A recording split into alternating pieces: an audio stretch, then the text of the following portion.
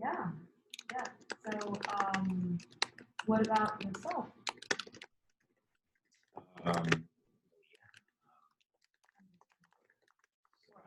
yeah, I've been in the space for like 5 or 6 years. In crypto in New York? Yeah. So Wow. I started as a founding researcher at CoinDesk. A Oh, large part of my job was putting together the state of blockchain report. So it was like me, Chris Bernisky, my co-founder Sid, and like just a few other people that were doing research at that time. Oh, I didn't know Chris was at CoinDesk. It wasn't that point. It was a company called Ark Invest. But like, Yeah. there were such little research pieces of research at that time. Ah, I love the research management. But right, like I'm more tight with Joel. He's also part of our group. Cool. We last week we were discussing the also governance Cool. and interest rates. So it's kind of like I think now there are a lot more for that. Yeah, of course. So in like 2015, 2014, so many people.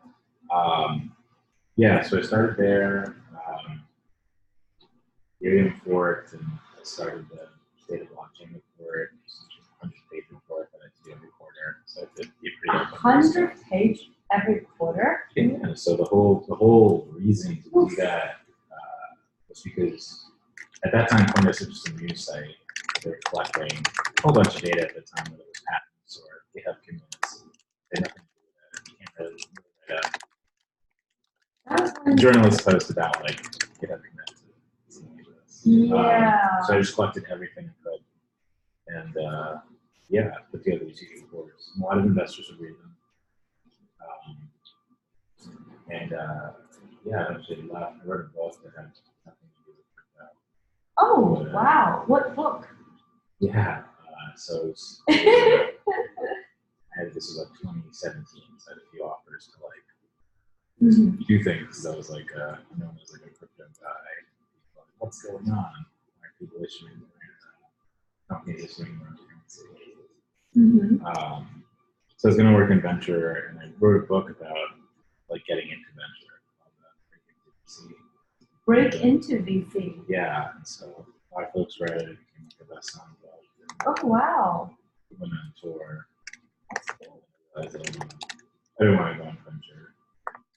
And started a company with a friend from the Ethereum Foundation, my co-founder Sid. And what did you guys do? So yeah, so Sid was from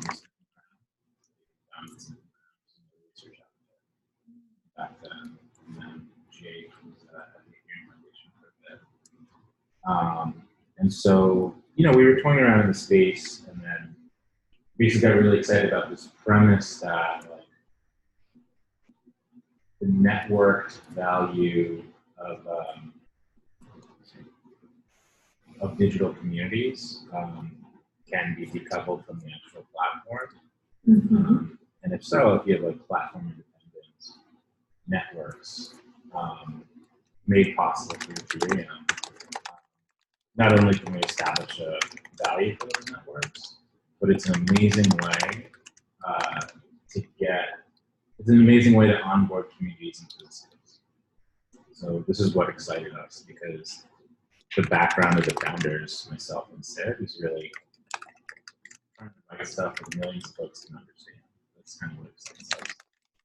So I'm so jealous of people who can write. So we decided to take that, started to productize that, and that became Roll. So that's the protocol and what we built. Raised from a bunch of characters and lives, and do that again. Yeah, at this time we have like over 60 people that issued their own, we call it social money or social currency. We created the Camus Fund, which minted Camus. And altogether, I was actually kind of curious because all three things kind of came out at once, right? Like you guys, Fame and Camus. Yeah, so Fame's pretty different. Yeah. So Fame is name is an Aragon DAO that has a voting token called Saint and a payment token called Fame that's learned when you purchase it on Uniswap for their shirts that were designed by the guy from Dharma. So Roll is a protocol that mints a scarce but fixed amount of social money, which is brand digital currency. So we could mint Tinas. And Tinas are the same as Camis, which are the same as Bradleys, which is to say, I mean, they're completely different token addresses, but the economics are the same. So it's the same concept of, let's say there's 10,000 people that have issued with us. They're all aware of the economics. Second, know what's going on. So if it were Twitter, everyone's aware that there's 250 characters. So in Roll, the max supply is 10 million units. You're vested. You start with 2 million units. You start with 2 million Tinas. And over the next 3 years, you're going to receive 200,000 Tinas every month invested to you. Roll as a company holds around 12% of the tokens.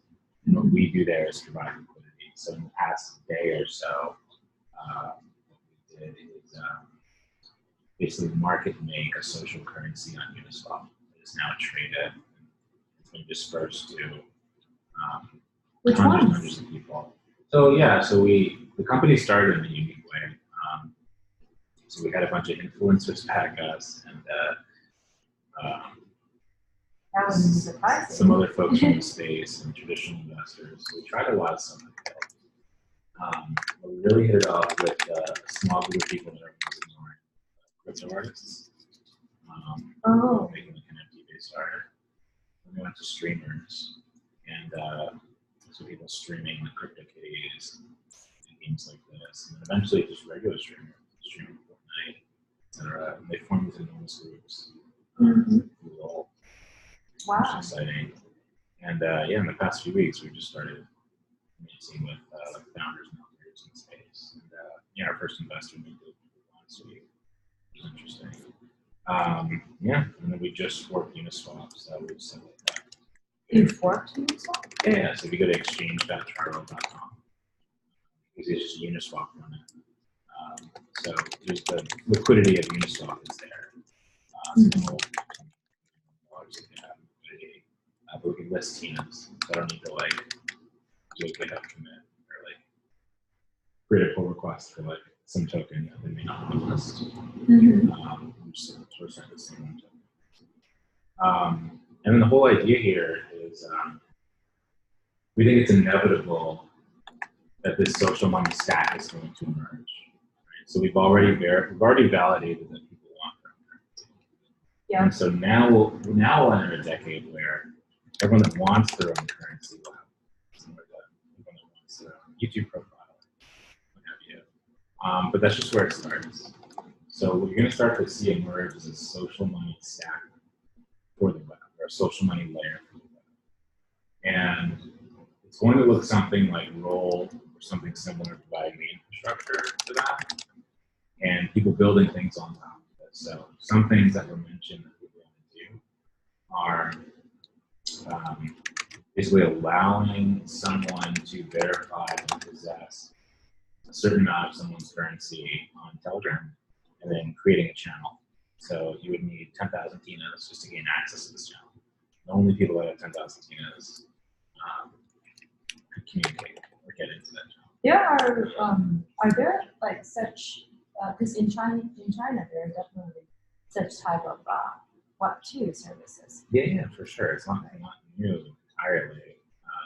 And that's the whole premise. It's really, so like, we're very excited that some of the first digital currency that people are holding are social currency. So there's many people that stream Fortnite or Apex Legends or some of these traditional games. And they're literally on Twitch dropping currency that they've created through Roll that people are now holding. So that's exciting to us. And what's next is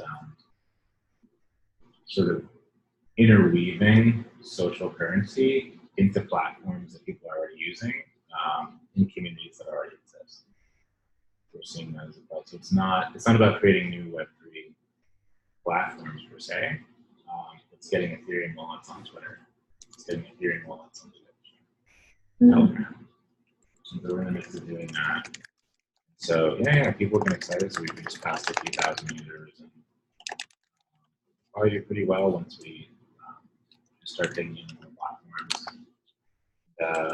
Yeah, the exchange part's exciting.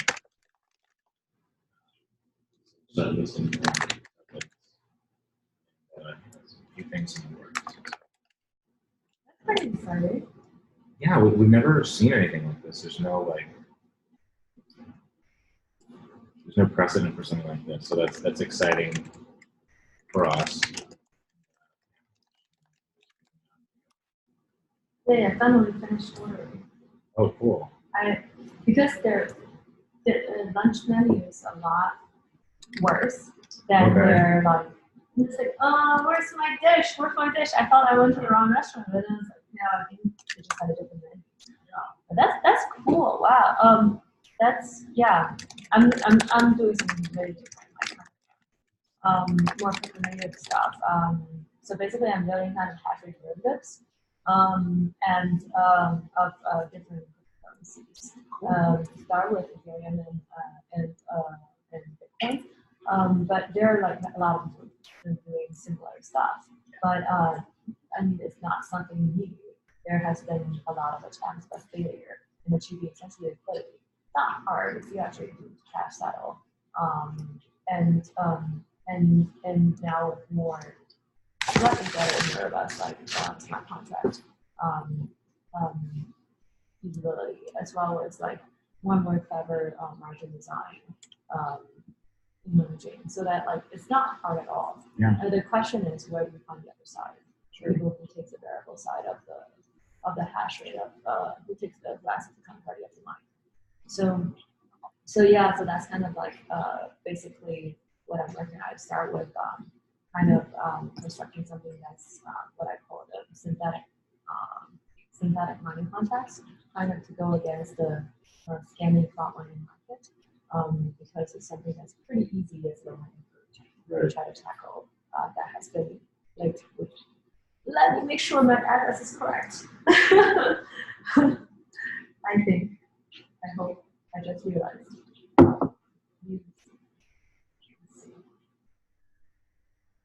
I guess I'll see. I just realized. Yeah, so that's kind of what I've been doing, and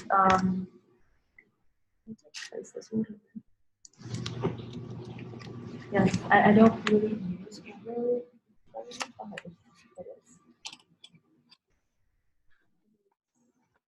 It will arrive when you have the point, but you can still like sure. Yeah. Yeah. So basically, that's it's pretty straightforward. Yeah. Using just I think it's about using blockchain to solve a problem that hasn't been addressed very well. I think it's really cool that you guys are doing the real world onboarding. Definitely, there are like so much value in that. It's just that I think for me, probably I find connecting the real world to the blockchain to be more of a problem beyond my own scope, kind of more has to do with leveraging, like business, or kind of like influencer collaboration. Yeah, that's what I do. Right? Yeah, it's more like business development kind. Whereas, well, miners are still business development, but it's kind of like they're very small in terms of numbers. And it's kind of redesigning incentives, right? Or possibly either get it right or to get it terribly wrong, then it's fine. As a startup, but just, go big or go home, right? Sure. So that's kind of like how it is for me. Yeah. It was one of my projects. So Jacob was actually my East Boston hackathon teammate. Oh, you guys. packaging. Okay, cool. Yeah. Well, I guess I'm more kind of known. The reason why I know all these researchers and these investors is because I won this in Oh, cool. the 10, probably in last year. Always cool. And so, well, I guess it's just like finalists. But it's Okay. been, a lot of them has been lucky, and then it's more kind of like just going there. Kind of, it's kind of like building a product when you, hackathons are actually building it's a lot about building something that people want, building something that actually, there is a demand for it, but then like kind of the MVP, defining the MVP well. So that's kind of still learn, and also have to have a viral name. So a few of the hackathon news recently, our own like hackathons, like Travis Berlin, and Alice Guy was like kind of the name. Yeah. Another folks from Croatia is here too. Comes back on the 7th. It's my outside teammate, and so was this guy friend from Ardon. We were hacking on outside together, and then we did like when the Cosmos hackathon, the DeFi hackathon. With the 3D, it's literally a form of 3D overlay on top of, so that it actually gets to raise. But we did so that with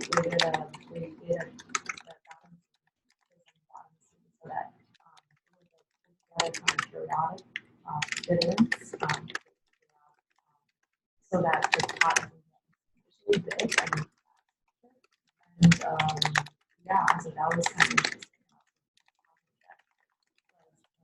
Option that's so actually it's strangely worked in such a way that it is incentivizes large trades, yet incentivizes placing order continuously. What got you interested in this space? Just rewinding. Yeah, I kind of stumbled across it a bit, like kind of dabble in 2013 part time. I was doing my startup actually in sports industry. I was monetizing sports IPs, representing South American athletes, and then at that time, I was doing it in China, and a lot of this money going in and out was, I think, in my words, I have to do with money laundering. Like it's not really money laundering; it's kind of like setting up entities for rich people so that they can get tax exemptions. And so I was pretty bored, and so I started volunteering for this new think tank that's focused on fintech. And so, and I was covering some of the smaller sectors that no one subsector that no one was covering. And back then it was crowdfunding and cryptocurrency. And so, yeah, so that's when like most of it I was looking more at institution, financial institutions, policy institutions. Back then, and then like I got into my own like tech startup, and did not have to anything else, so I kind of missed it. And then came back to it kind of in 2016 because I was doing an IoT startup, and I was also another accelerator, the Microsoft accelerator in China. And so in my class, there was now like this team who basically owns like the supply chain finance, the blockchain space called Baby Finance. And then like so I was saying out with them and said, what do you guys do? And they were telling me about the what underlies for the term stablecoin. And blah blah. So I kind of caught up with them and I said, wow, this is pretty eye opening. So I started this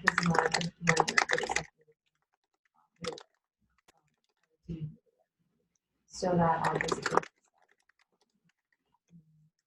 on experimenting with the onboarding and using blockchain. Back then it was we were experimenting on how to leverage that. But then it was really bad infrastructure. I think there was so much with it. So then I just didn't like continue the experiments. And then like my IoT engineering so then I just, as a co-founder, I'm like, that would be this thing to explore there. And that's kind of like before China caught the ICO bug. And so like I was like, I started to sense there's a bubble forming, like a very bad one. So like I just kind of stayed out of it, but a lot of my friends got into it. And then like, because I was pretty idealistic, I think there's definitely some positive use cases of the underlying technology. So I started to look more into the economic fundamentals, into what justifies this technology, this unknown, and what values does it create. And then it kind of like dawned on me, I did a bunch of thought experiments that kind of ran into problems that I think to this date that a lot of the real world incentivization problem teams will run into eventually. Kind of dynamic model of multimodal preference regulation of different associations, social associations, which actually my topic started out was not that. It was a thought experiment. Hey, can we incentivize pretty general? People do good. And then the question first comes, what is good? And so we narrowed it down to, what about let's try green? It's quantifiable kind of. It's got to be targeted on trading. But it's not there. Once that started, like, then we soon we start to design economics of it. We start to realize the problem that different standards across the world, and how do you generate a global list that's constantly updating? How do you have people reveal their preferences within the global list, and how often they rebalance the entire central portfolio, and what is the cost for of incentivizing sanctions or unlocking. So that kind of really ran into a mathematical problem, which we kind of just realized this is not. This is why this is like fundamentally why I came out of the real world, because of that kind of thought experiment. It wasn't really executed. It's kind of but it was like having your research with economists. So that's why I wanted to look at something more quantifiable, actionable, and then that's when it kind of dawned on me that like turning public goods into common goods. That's something that's I think economically intriguing to me. Just another form of reallocation, but a different direction. So then that kind of got me into doing more economic research on that front. But then it just found me money and staking is often most places.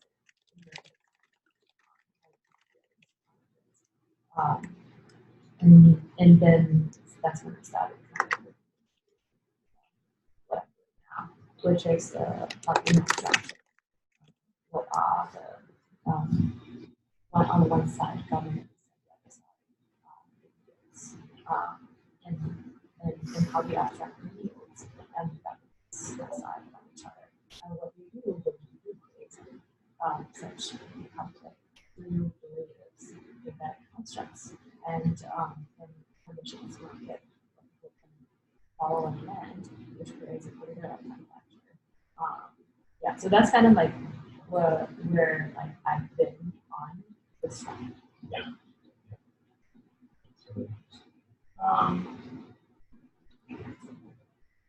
You typically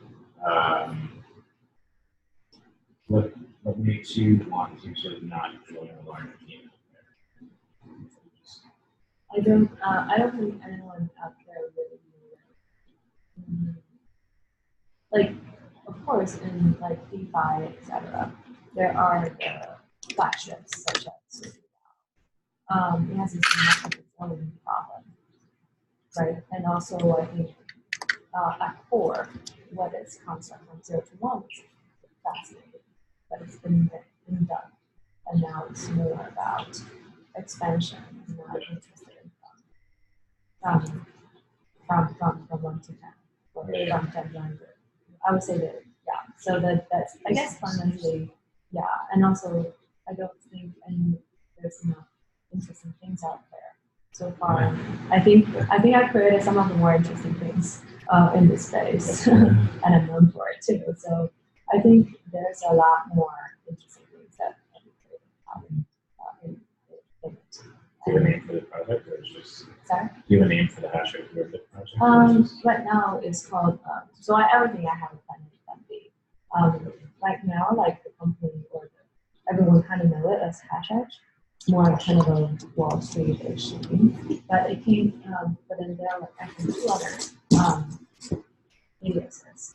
You can see it for I got the idea. One is called Honey Lemon. One of the things is that Joe Sauer made.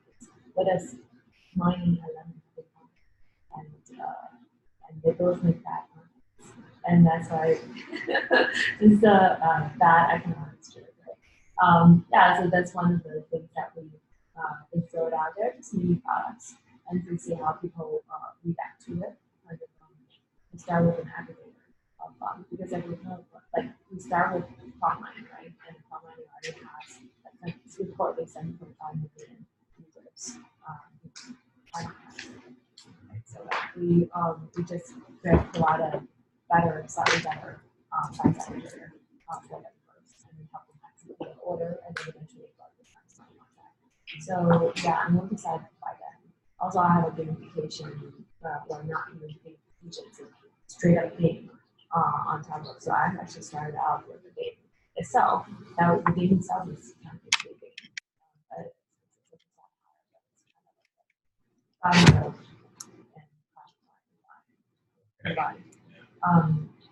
with a lot of the mechanics to be very metaphorical of what's going on, not just crypto, but in society, like the tragedy of components, like how the proof of work, the haves and have-nots, like basically proof of work versus proof of stake, and the different mechanics, mechanisms that balance off each other, and how, and even in it, there's quadratic coding for deciding the essentially the future for that and probability of the world. So like it's kind of like but probably we'll do that later once we actually have the product out there. How's it going so far? Just kind of started, and we probably launch the Honey Lemon V1 instead of like no one knows my project, so you're the first to know, kind of like it's my favorites. And it's actually on first. We are actually a hackathon team, so basically it was just me and my hackathon buddies. We're all like kind of that's why my Twitter handle is Mining Surface Human Capital. It's essentially what I meant is that I think by creating something new, that draws upon someone who is dependent on its social safety net. Social dependency, you cannot get away with it, but leverage their best talents. That's kind of how I hope this would go, at least in bootstrapping and proving that it works. So, and because of this is especially actually an interesting product of extremely interdisciplinary projects, because what my current, like basically I haven't really met enough people to kind of like at an intersection of this talent is at an intersection of financial engineering, essentially product market fit, like and smart contract, essentially DeFi construct architecture. Like basically no one kind of has even more than 2. How do you construct, like, and also that there are so many ways that there's a reason why people haven't succeeded in creating something like this, despite there is kind of a demand for it. So then like I think it's a very low risk way for everyone who's part of it to contribute. Yeah, so that's its own, and that's how I guess what got us this space as well, because we don't need to pay people at this. And so we spend the money to kind of a little bit to bring in the talents, so to bounce off idea and also to do So you use the I tag think- in this place. So yeah, it's like kind of it's pretty expensive. It's like 13K. Yeah. Yeah. Yeah. We have a few VCs who wants to run a couple of these things, so we're probably gonna charge them so they could some of the expenses. And we also have like Google's like extra 20% time type of activities such as what we call the Pirates Art DAO, because it's called the Pirate House, named after Pi and rate. So like the meme. And so basically, one of the things that I noticed that there was a huge duration mismatch between entrepreneurs and people who, who entrepreneurs, especially in this space. There's always been duration mismatch. You're going to have pretty terrible cash flow, personally, unless you get funded. But especially if a study part, unless you go to an accelerator, even then, you're still not going to be better off than your previous at least when qualified founders. But then another skill set is most likely the founders in their team can build bots. So one of the things I noticed is that can build bots. They are, and they are likely to stay in this industry for a bit longer because they have a slightly better cash flow than most of the people. They're just arguing all day. Yeah, well, they automate the RV process, right? So they can afford it to only use a little bit of their time to do it. So then, but then their problem is that a lot of people who can do this do not have enough information or bandwidth to kind of So I thought, hey, while we're here, why don't we, and a bunch of them occupied this, why don't we get everyone together and kind of put the strategists and the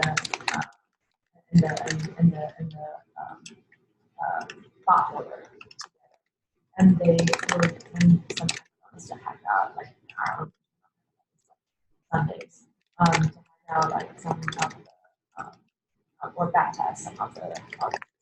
And then everyone just chip in like 2 or 5 either small money, and then just to test out the hypothesis and make it fit. We have some of the strategies that are now. So like yeah, it's just kind of like a fun thing, and a bunch of other just random things that people spun up on the side that really like because the people that here are pretty like great. So we may do something more experimental there to spawn up like more like a great hat effect out, more like we were talking about the arbing not arbing, like say attacking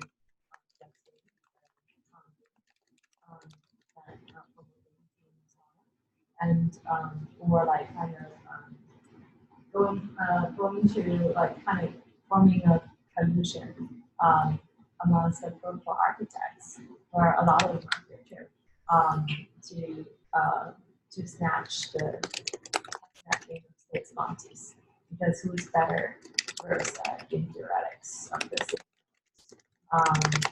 than the other chains protocol architects and researchers, right? The best way to game the game is to team up with the best team that are out there.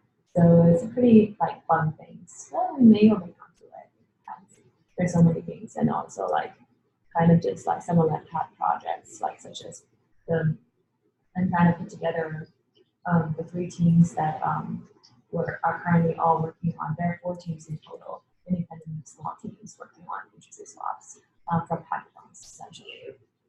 And 2 of them, one of them is our MSI, and then the other one is TravisSwap, who was competing against us back then.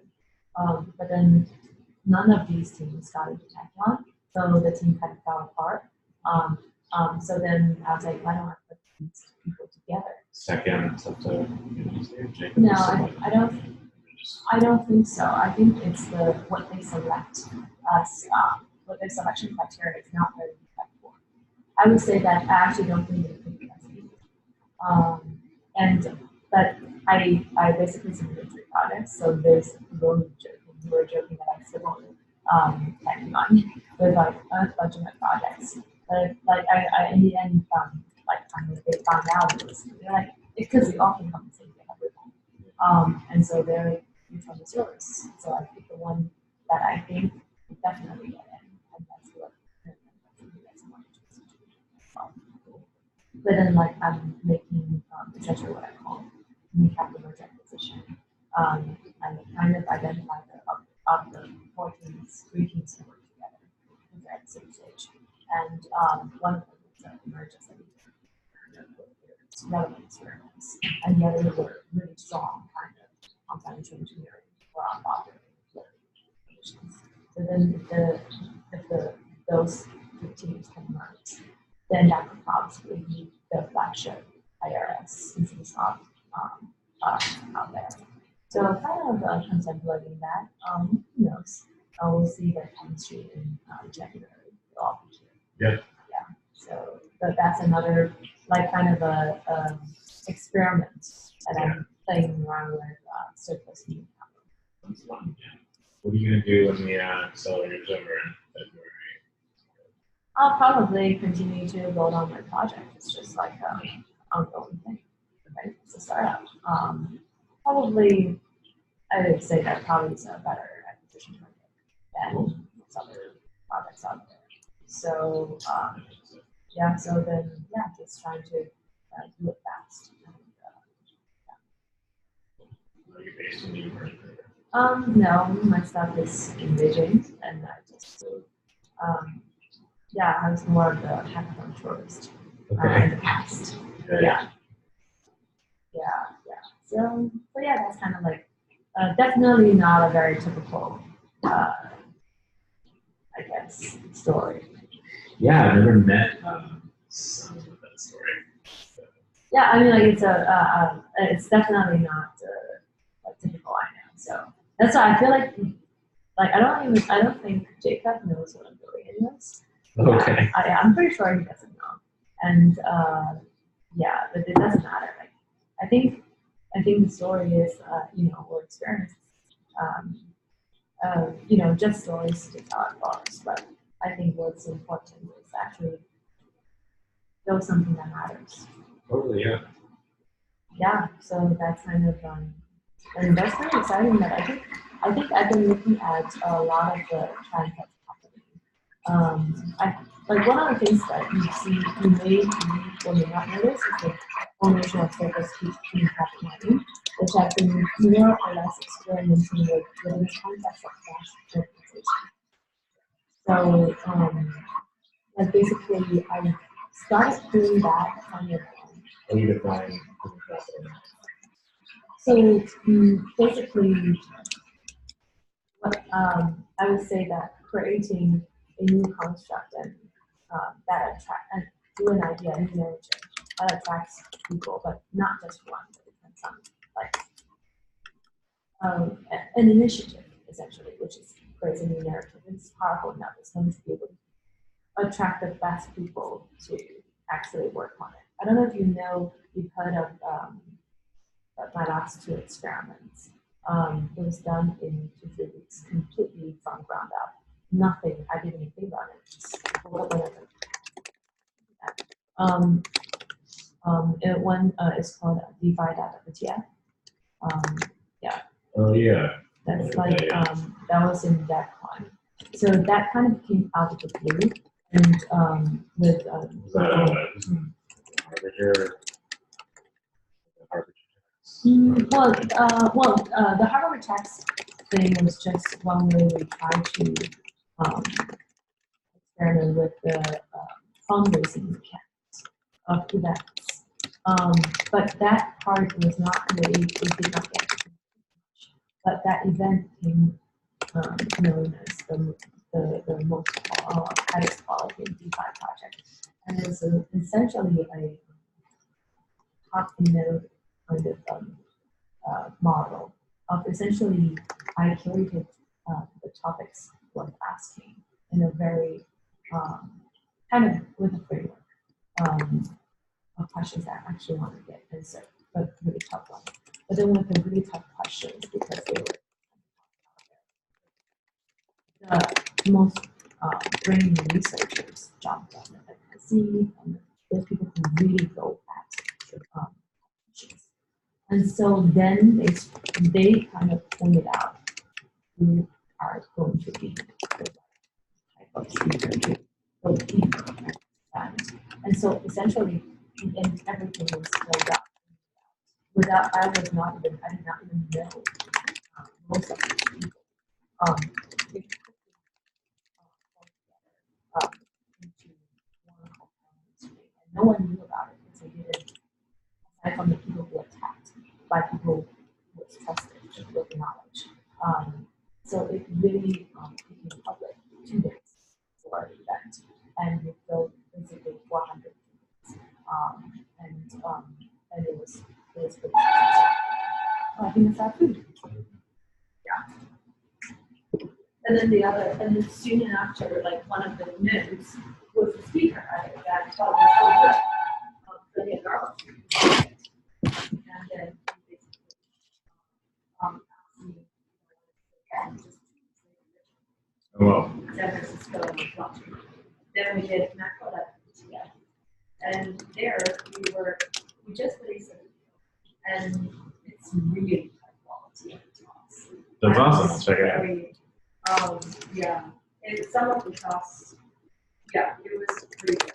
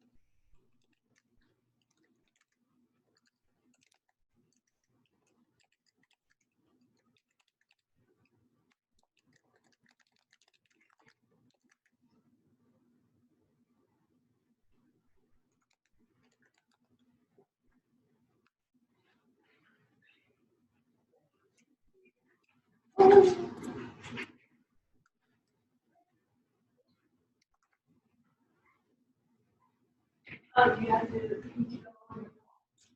So yeah. You can just do it maybe until we can do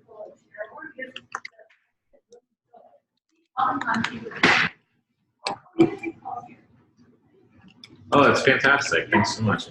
Hey Tina, what's the Wi-Fi? It's something that is 5G. Thanks for letting me take the call.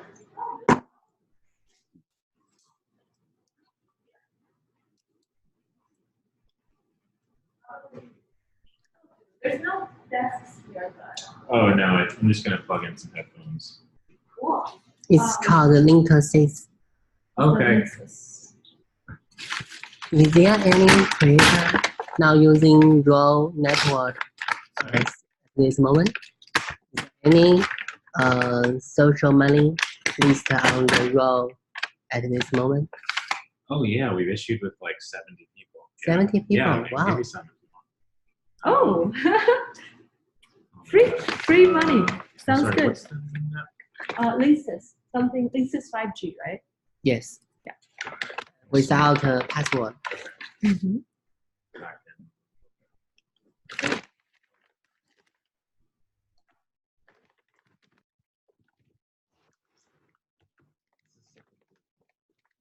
Hey, I'm glad you like. Or you feel free to also just take the couch. We're probably not going to talk because we're both not talking. Or just go to the room. Um, It's just this guy who, yes, with us is.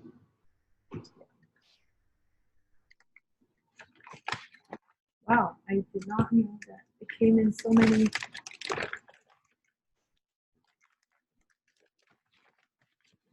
Well, we have rice. You want to pick whether you want pad thai or noodle or rice, or like we can mix. We have more rice and we have noodles. Whatever you're not having. Okay.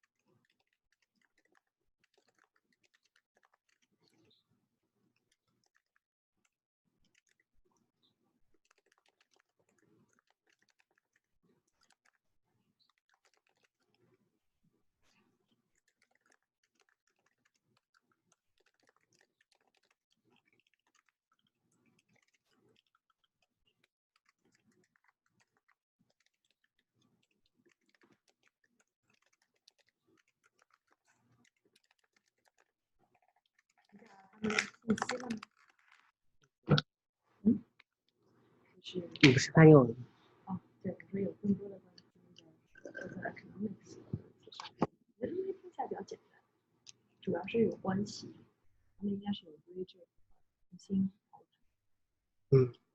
知名人士。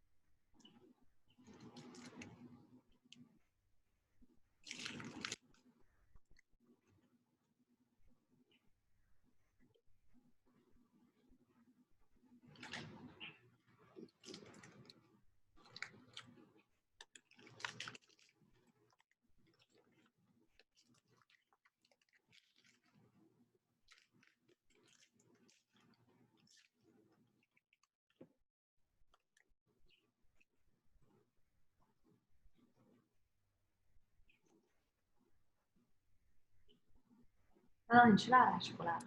都行。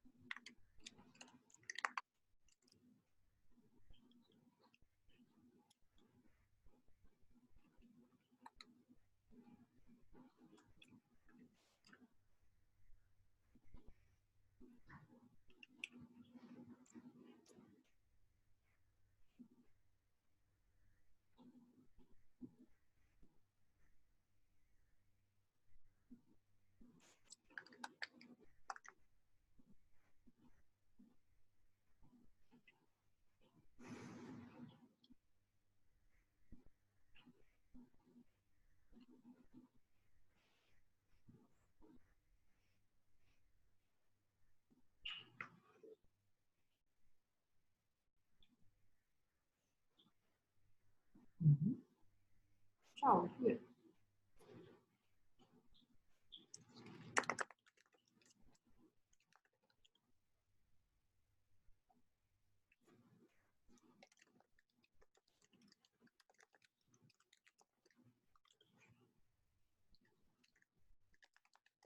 That was quick.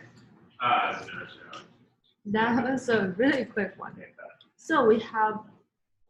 Naka, did you just apply to list your own social currency on Roll? Which one? Did you just apply to list your own social currency on Roll? Yes, Minako is a very. but I already have one. Oh, you already have one? Yes. Minako's Japanese alias, and the Japanese alias Chinese translation Yeah. is Xiao Dao, which is DAO, and which Okay. means island. Okay. So, so he has a token, and also he's a big influencer in the open source community. Oh, He has cool. a lot of fans. So yeah, he has a lot of fans in that, and also the anime. As well. Yeah. Yeah. Well, yeah, I just saw your thing. Yeah. Pick something. Oh wait, what is this? Oh, yeah. Oh, this is spring roll. What is this? Let me see. This must be rice. So I kind of picked the one that's hot. But this is not hot. This is pad thai. Okay. This is something hot. I'll probably check with that guy. Sure. Yeah. that's okay. Sure. Let me get you the. 那你吃这个 curry 吗？或者我们可以一起分。都行。 One thing we have a lot is both. Okay.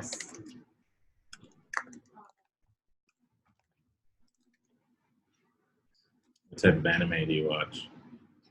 Anime? Yeah.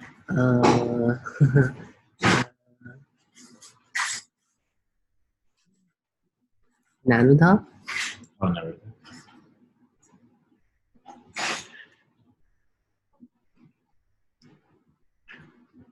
Oh, thanks so much. And that way, Nako can also have some. Oh, did you have utensils already? No. Oh, yeah. sorry, my bad.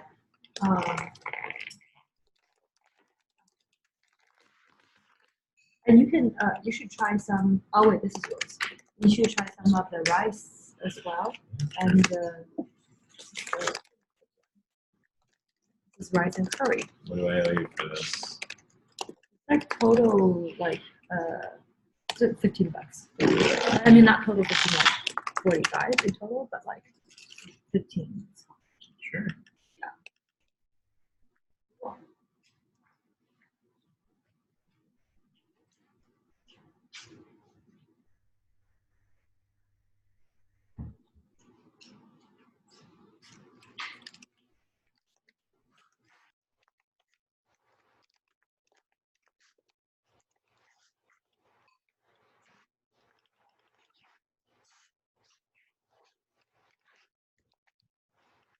I feel like this space that you guys are in, such relationship reminds me of my old days in sports marketing. There was this trophy app. Like we were like some of the athletes that we were representing were pretty interesting. Like we already had were pretty well known, like Diego Maradona and a bunch of others. And we were representing some of them globally, some of them. And but then like it was pretty interesting that a lot of the fan I guess in like outside of China.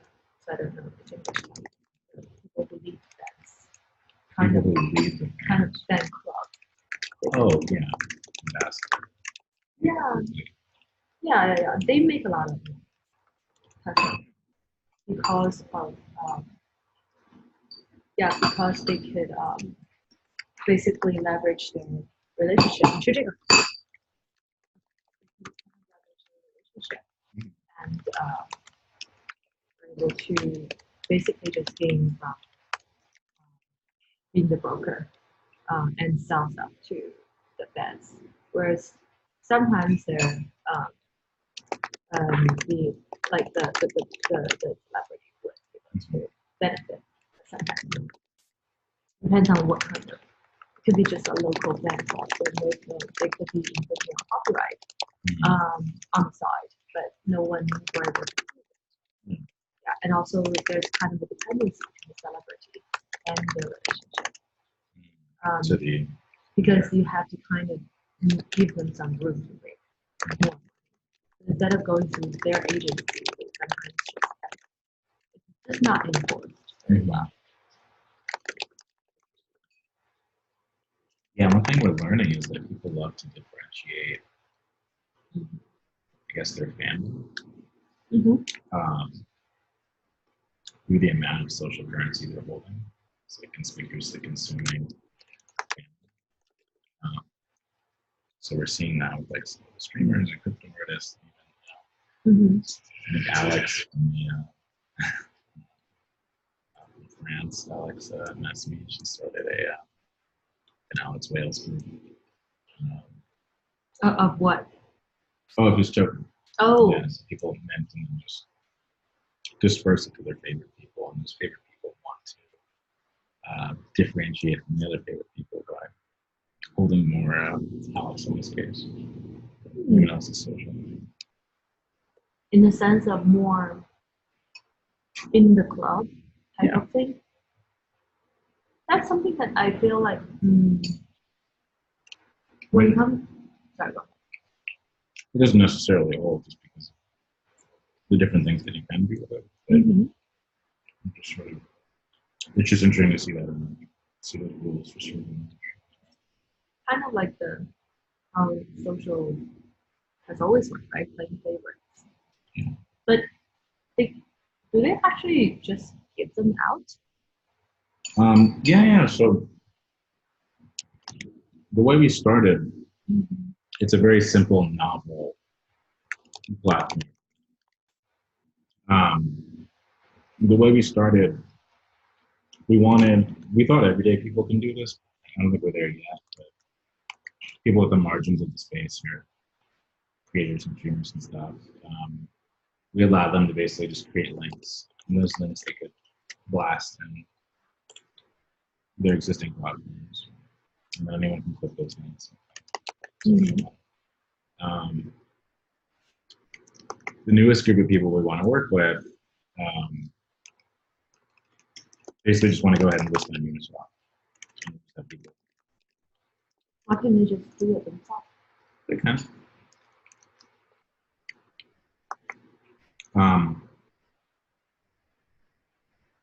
But they want to just sort of utilize our tool for Uniswap. Yeah, sort of just explore those. And the benefit of this work is significant enough to offset the lack of liquidity, or are the No, liquidity trends liquidity is are- still there. Yeah, it's just the. Yeah. Oh, I see. Yeah, so still drawing from You just have your face up there, or whatever. yeah. That's interesting. Are people already doing it like by Doing- themselves, like, without you to ask them to do it? Creating their own economies or listing the tokens, or Like the kind of go ahead and right? Kind of like step 1, step 2, right? Without listing. yeah. Plays so that people discover. Yeah, so at this point, yeah, we have almost 3,000 holders of tokens we've created. We've only listed one, so this currency Q. Yeah, I think we'll list either a founder, operator, investor in the space that went to invest pretty soon, and then a pretty big screen as well. When you say like, because I was discussing this with Minato earlier, and Yeah. also a lot of my friends, they're not exactly doing like everyone because such a social capital, such a thing that in Web 2 you can easily kind of go into, right? And there are a lot of friends that are doing lots of increasing the efficiency of what I call social intelligence. To incentivize them to incentivize their operations in the chat.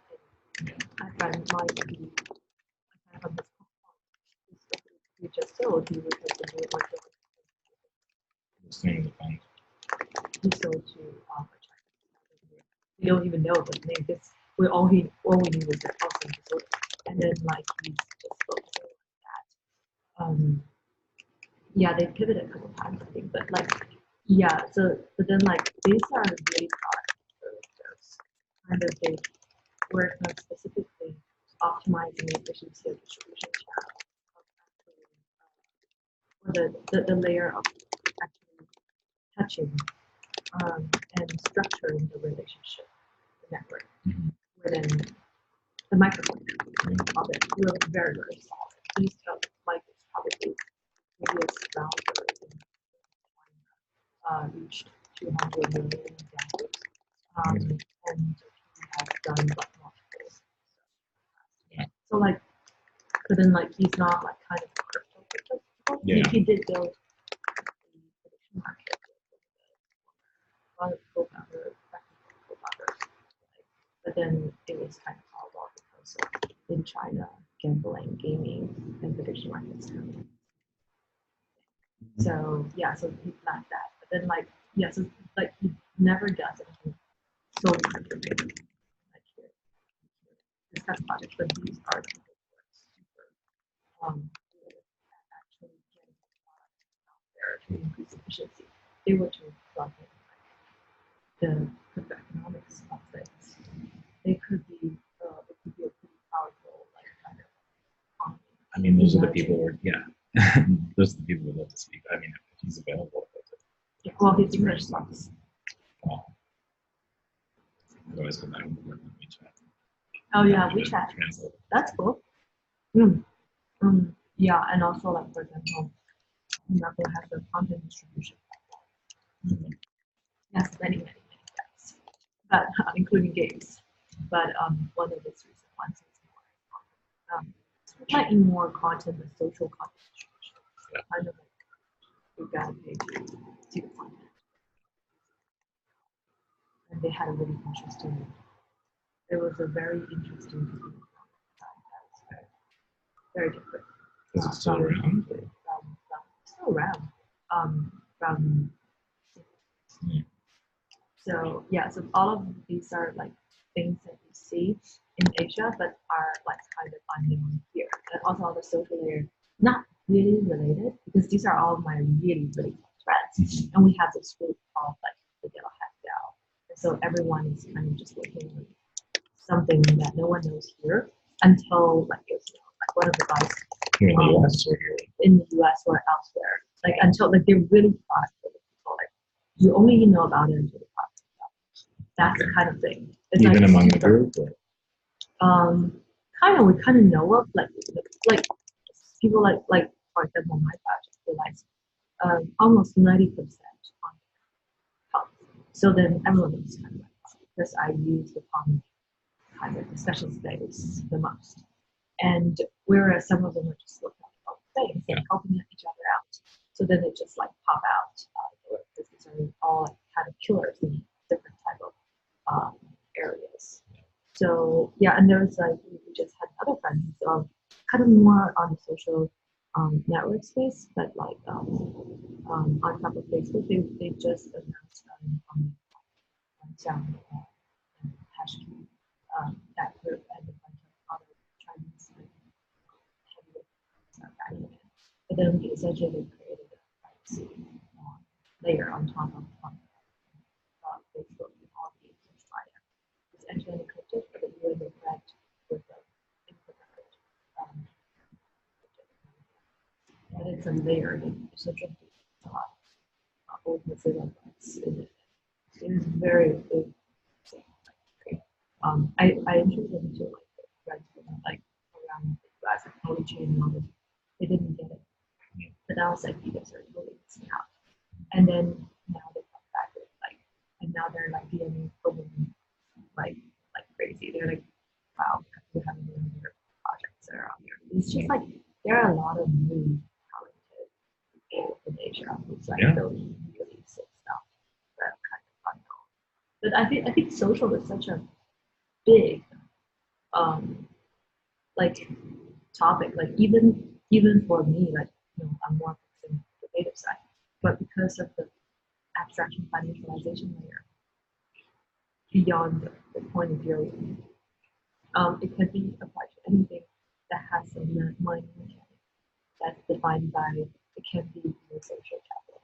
It's something that I when after the hackathon I was discussing it with my teammates last year, and like when the day comes when a celebrity with mineable tokens that everyone else can synthetically mine it without actually knowing what that world looks like in a pretty dystopian because we always create a viruses, right? The Trojan horses, the direct synthetics of things. But like it's pretty interesting how we see everything that kind of social social is something that I feel like it's part of every token economics kind of core because it's a little deeper into the specifically and information transactions and network theory. So like it's something that I think it's fundamentally to something. But yeah, I don't know what my human capital mining would eventually merge with your role. Yeah. Maybe I haven't been like direct relevance yet. Interesting. Yeah. Do you think there's anyone we should ever plug in with or talk to in your world? Well, because I actually don't quite know what you guys want to plug into, like kind of. What's helpful? Yeah, so for now we're just at the very beginning. So one thing we're doing now is a lot of our community is just on Discord. So in the next month, we'll just we're already talking to the guy, but he has a Discord bot that's on a few thousand servers. And, just Discord. Like, oh, you mean just someone who builds a Discord bot, yeah, not yeah. a particular player. No. Oh. So we're just going to build a basic bot for Discord, and we'll replicate that for other platforms, Twitter and Telegram. But I think after that, it gets interesting. There's a few folks that are interested in building some applications on top of Roll, and those are things we're excited about. Application on top of Roll? Like what? I guess Roll is really the economic protocol, like kind of enabling the issuance. Yeah. It's just a token factory contract with lots of people using it. But more of them becomes a standard when you think about social currency in the next decade. Well, my question is, how is it? Because I'm more familiar with the pure derivative space, like UMA, like and the likes of UMAs. Sure. Like, how is this like technically different? Like in terms of, is it more of the margin design? Is it more of, or is it more kind of like became a go-to kind of the mind share type of thing? Like what is issue in the personal? Yeah, it's more the latter, right? It's capturing the mind share around the like we've even sort of tried to brand this term social money instead of social currency. There's just this idea of like putting the economics front and center and just introducing an easier ERC20 to everyone on Twitter and Telegram. With just economics that are sort of the same for everyone across the board. It's pretty novel. I just didn't see it in the market. Like I feel like, what about Augur? And I guess those are more general. Is that incorrect? Like the difference between like Augur and what you can do, like kind of the open issuance of real world. It's more, I guess, always more events than security, right? Is it security? Well, I mean, what I've seen people do on Augur just from a distance is like sports betting. Yeah. Oh, I mean, like it's role kind of like security. Oh, would you classify? Yeah. Like it's no, yeah. So we've gone to like pretty great lengths, even in like a legal spectrum and language of placing this as a sort of loyalty or reward currency. Oh, okay. Right. So it's earned and it's redeemed, and like this is the language used on the platform. And then from that can spring, oh, this should be exchanged, or these are the actions you can do with this particular token. I see. No wonder. Oh yeah, I guess I forgot that there's a whole subset in that's like the when it comes to royalties. Yeah, I was thinking those two words. Yeah. That's cool. Wow. Are you guys any plans to expand to Asia? Yeah, sure. Our lead investor from a while ago is the founder of BitMEX. Of what? So, BitMEX. Oh, Arthur? Yeah. That's cool. So we'll probably go over there and hang out with him soon. He's in Hong Kong, right? Yeah. That's cool. Yeah. I guess I can see him as totally more about I feel like fan base, especially certain type. I would say, especially celebrities, are very much in the more hip and wealthy and adventurous. That subset of people's like domain influences in general. I think by the time you rise to a certain degree of influencer in the field, all of the influencers kind of merge together. Yeah, that's cool. Yeah, Arthur's permanently interested in the less interested in the product and more interested in the people we traded. Well, but it's not like he's doing any decentralized exchange. No, yeah. Mm. Actually, I'm surprised that he's interested in like decentralized, like kind of. Haven't really. Okay. The people being traded. I had a debate with Less people, more the network that they've built. So we think that successful people are involved in more so it's not like you're trading Tina, you're trading the network that Tina's. Oh, there are you just reminded me there were a bunch of projects that were similar, but I think they died. It's not 100. 2017. Not new 100, but Oh, excellent. yeah, something like that. Yeah. That We talked to the founder. what, I don't even remember their name. It was John Palmer from Excel. It's like, this is a project. What happened to it? It was a Chinese project too. It was like more kind of in Russia than China.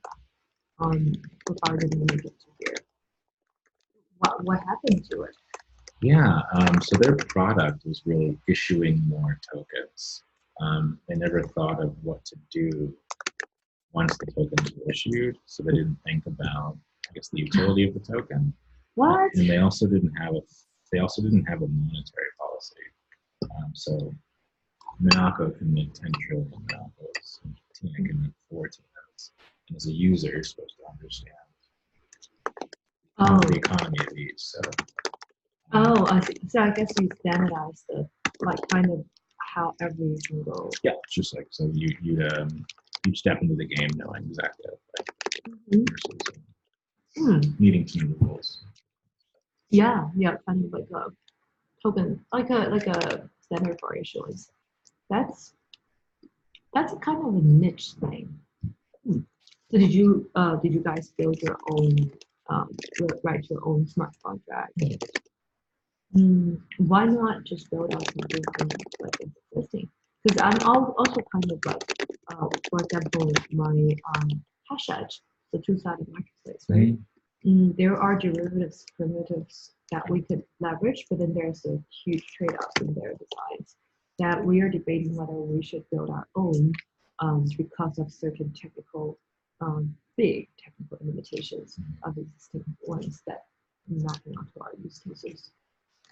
Yeah, so we leverage some existing stuff, but at the end of the day, it just made sense to build our own smart contracts. And, we just have these ideas around testing as well, like should Tina receive all the Tinas up front, or if this is truly to form like a decoupled network that only exists through these tokens, like should it be vested over a 3-year period, or should it be vested over a longer period? So we made these decisions for the V1 smart contract. This idea almost existed like a social contract between you and your network. That's cool. Who would be the next like what would you like to see, like kind of like, do you think it's going to be something like TikTok if you were just adopt it? Kind of like the problem I have with pure non-financial cryptoeconomic projects are the lack of feedback of these. So basically, that was what happened with we were distributing the franchise For your project. Back in the day, way back. One of the frustration I think was to because there has been a tradition of this kind of economic activities going on. So introducing something new that kind of would take away from the existing flow. it's not very easy to fit into every like fan-based economy. And concerts are different from sports, Sure. and different from sports, even with athletes, teams, yeah, are also very different from each other. You're saying like who's the best category for role? It's kind of like it's well, the question is two. One is technically like, is it good enough to have a generalistic? Is it like kind of enough to be able to cover all the different models, or and whether it is enough of an incentive to actually kind of bootstrap some kind of a virtuous cycle. Yeah, so role will never be the next sports betting platform or the next live streaming platform. Anything like this. We do think those things will be built on top of role. So for instance, this guy pivoted, but he was building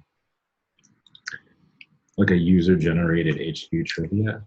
So if you want, you could. Oh, the HQ. Wait, is it a 2100 or no? Oh no, not that project. But it was it was this idea that you could kind of host your own game show, ask questions, and I guess this sort of virtual systems. Just a guy in LA. Yeah, but once he learned, I guess who was behind us and what we were doing, like he became really interested in the possibility of building something like that on top of Roll. So those are things I think we'll see in the next few years. This idea that if there's this swell of people, that have their own personal currency and have this specific use case. So we have right now, we have artists, we have streamers, and like vendor operators. These wildly different applications. I don't see it.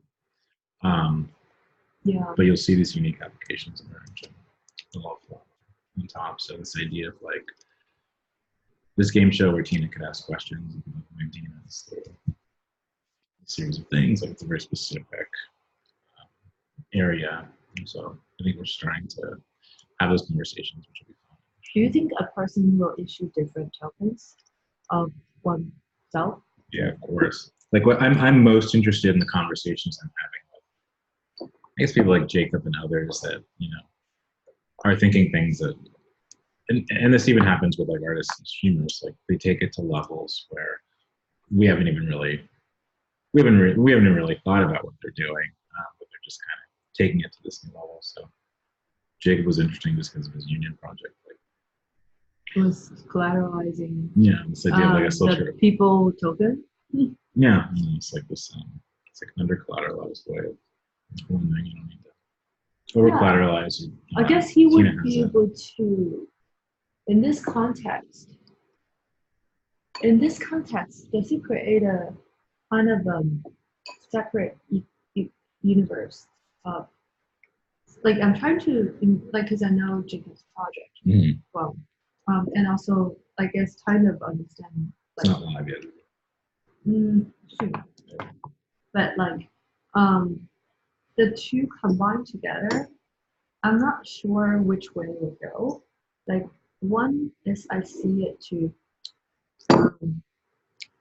mimic that of just a straight like collateralization of your fandom in this just like any other assets, which is not unique to Union. The other is about the like kind of more on the protocol level of combining. Kind of essentially they're kind of giving you guys leverage. I'm not sure if I'm thinking this even correctly. We didn't talk through the use case completely, but he's probably going to issue Jacob's like play around with it. Yeah, well, that's easy, but I'm like, because I'm very interested in like in mechanism design, like whenever I see everything, I immediately see like almost like I could see in front of me the networks and the mechanism. It's almost like a 3D thing or multiple dimensional thing. It's just like that. So then like essentially I'm having trouble with kind of seeing like how these two may best combine together. Because Jacob, what he's doing has been around for many centuries in real world, right? Like in like the Jewish like culture, the Chinese like Wenzhou of people backing each other, and then specifically their mechanism design is very similar to the super hot e-commerce unicorn that Pinduoduo in China. That was the one who beat Taobao in 3 years in sales. And it's precisely because it's a way of I would say the method is similar, but the economics is different. Because they were eating into the marketing cost of it. It's kind of like the version of it, but in a very interesting way. It's like the reverse. So the more people you get into the group, cheaper the goods you want to buy. So it's called collective bargaining instead. So that is like kind of a very interesting way of if you're looking at it purely from a credit standpoint. Essentially, every agent introduced into this new WeChat group that pop up because one of them wants to buy the good. Essentially, is in a sense feed into the economy. I'm not sure whether this will make sense for any fan base, but this in abstraction is very powerful of a dynamic that you've never really seen in other places, not even in crypto. Yeah, and then soon after that, I think there are also like so ByteDance, which is TikTok's mother company. They started with Total 5 years ago. Total, that's their flagship. They became the second to WeChat in a very short period of time, and through a news aggregator. But after they became like this, the most valuable tech company almost in the world nowadays, there was another startup that started 3 years after them, 2 years after them. Incentive to like catch up in a very high speed. So all of these are kind of similar to what we did about this competition. So kind of like these kind of disruption to incentive schemes are very well practiced in the Chinese world or internet world. You mean 去头条? Yeah, 去头条. It's literally the same word. The same 2 words, like 头条 is like kind of a front line, headline. And one is 今日头条, today's headline. That was ByteDance saying 头条. And then 去头条 is a interesting 头条, interesting headlines. So it's like, but then one is essentially you reuse it to make money. And then at that spoke to so many people in the countryside with time on their hands. So like essentially you have like a lot of these social like this model incentive scheme innovation that are very exciting. So I'm like I think to this date I have not, besides like say for more 3D, a couple of the pixel games, I have not seen like very interesting models or novel models being created that I haven't seen elsewhere. That's interesting. I mean, yeah, those are the kinds of conversations that I think that get us excited. This idea that have a popular blogger, again, Medium, we can maybe plug in and distribute their currency to readers. Yeah. So all of these are kind of like things that I think the thing is like, I guess because I'm a background in economics, So all of these things are pretty simple. It's a pretty simple math. Like we did the whole liquid 3D economic model in the hackathon was 2 days. We spent about a day, and then it was done. And so like it's really not hard to actually think straight about this. But what's hard is actually to be the middleware because of the fact that to be general enough for everyone to be able to use it, yet be specific enough so that people find it useful and not just work. Imagine there are some other players in elsewhere in the world who has, let's say, what if Tencent does, right? Yeah. What if all the like they would have a lot of very good, or like it could easily find like backing from other people. But then how are they going to? How is it going to be dependable? That is the question I've always found to be kind of mind-boggling about this entire space because of the workability of and and so essentially everyone is literally living on branding and who they Yeah, are. and the network that they built.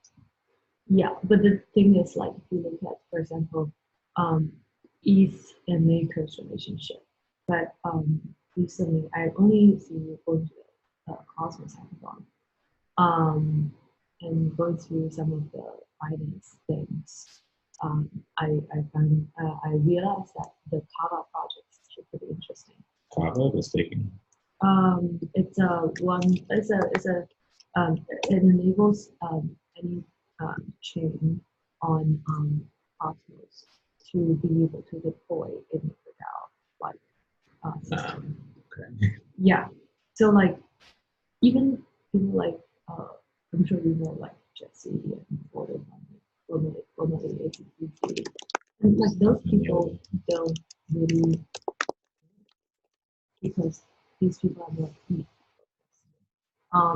I through the Binance because I was a Binance fellow, so I was hosting one of the You said Jesse formerly from A16Z, or? yeah it's, um, yeah Yeah.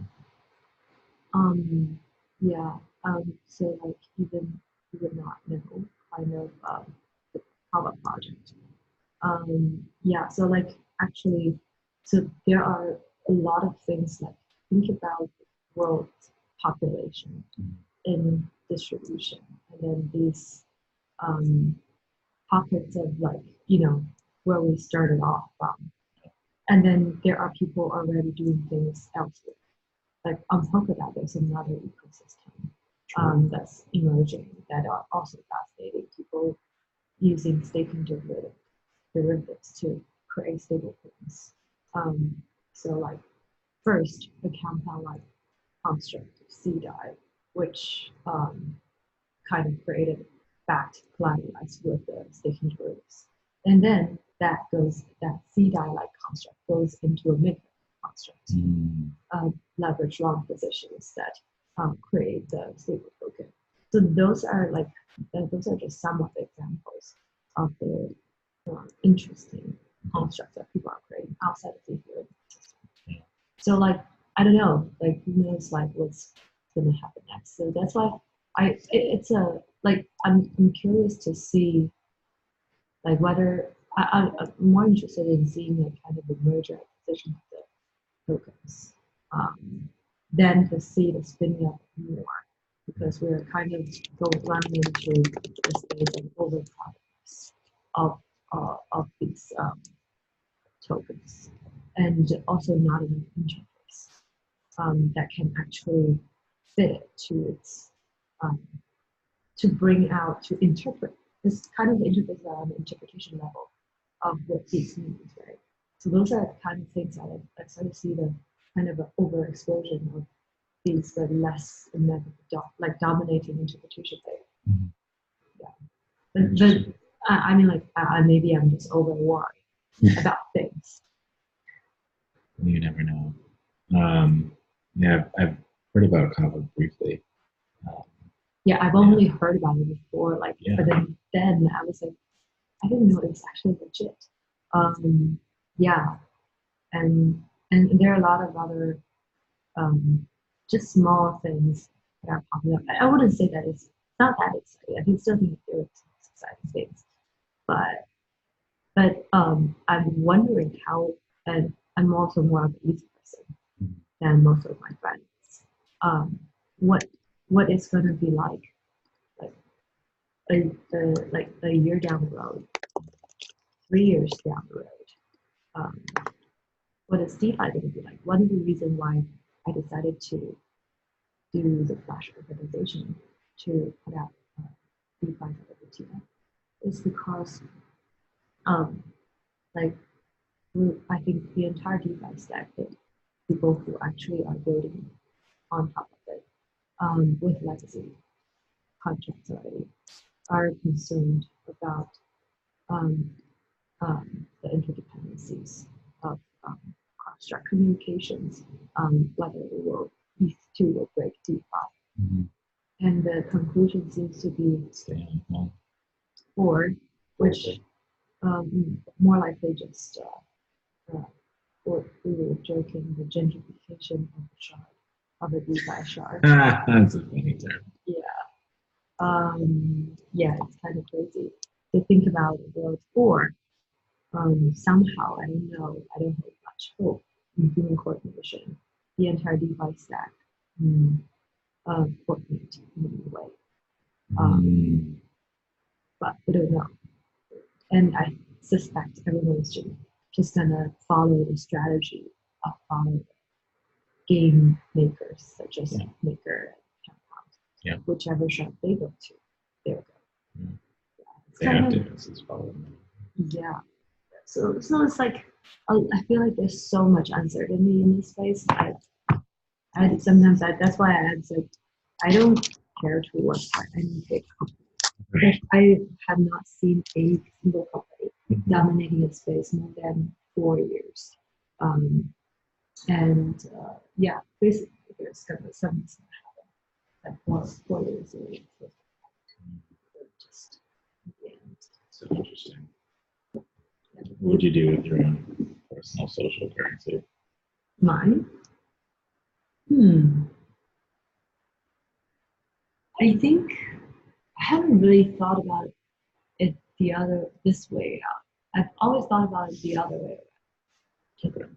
So, like for example, I've been doing more of a Flash organization, I think any organization, you can always look at it from like x-axis, y-axis standpoint.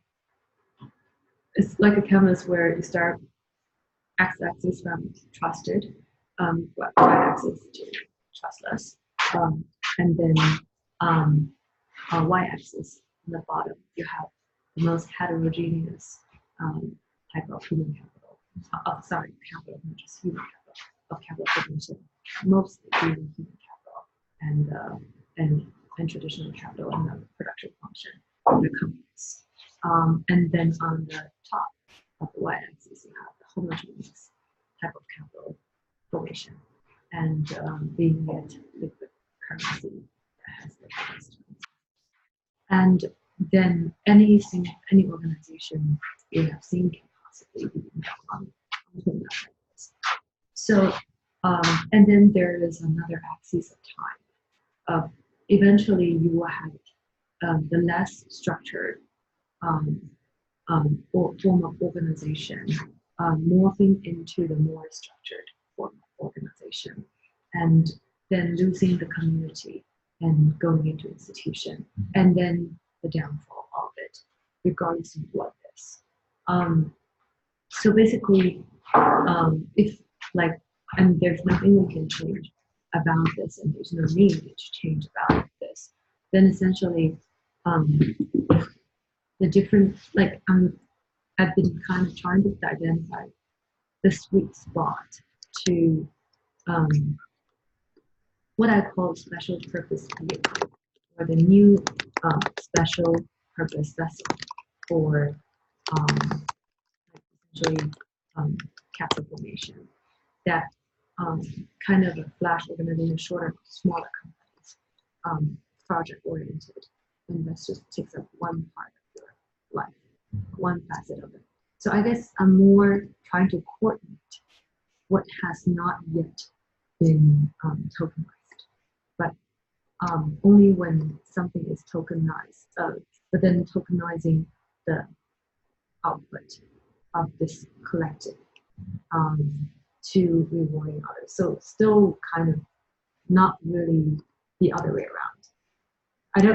That's why I don't think at this point there is a clear overlap, because I think the whole surplus human capital has more to do with their own contribution to a new organization, a new entity, be it a DAO or be it whatever, right? Which is very different from capitalizing on a person's.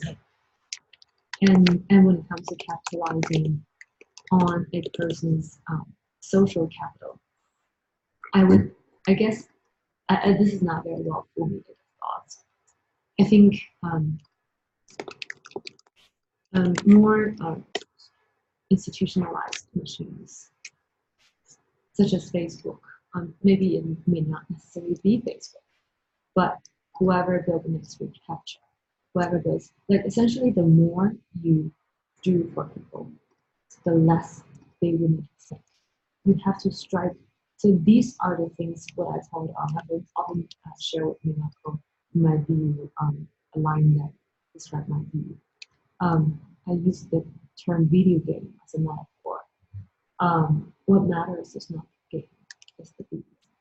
The game is always the economics, and the economics there aren't that many varieties of games. Of essentially resolving duration mismatch, and create. And it's the narrative, which are essentially the context that matters. So within the context we're off and gets outdated, and then gets updated with a new context or many new contexts afterwards. So essentially, in a world like this, then how are we going to so basically, like like all of the new DAOs or form of organizations are essentially just replacing each other. And the more structured the context is, or consuming the context is, the more structured it is, then the less people need to do, then the more homogeneous the target. So that's kind of thing. Those are the kind of things that I'm more interested in, which are, I would say that anything with a fan base, for example, a sports star, he plays something really well, then he has a great context. And the game is just to monetize the different gimmicks and monetizing it. And the whole monetization scheme is essentially transfer wealth and encrypt collectively. So like this value comes from somewhere, goes to somewhere. And it's just that people don't think consciously about what they are essentially giving up us. It's more of a mind hack, which we need these mind hacks. We need narratives to justify our own existence. Right? So then, like, yeah, so that's the kind of things that I guess from that thing, you are more approaching it from what are the contexts that has been created, and let's see if we can plug in a more efficient game. Whereas, which may most likely be succeed, accelerates the process of allocation and reallocation. Or what I've been kind of doing is to construct the same old game, but to find ways to let the people define the game themselves in ways that without losing what they already have.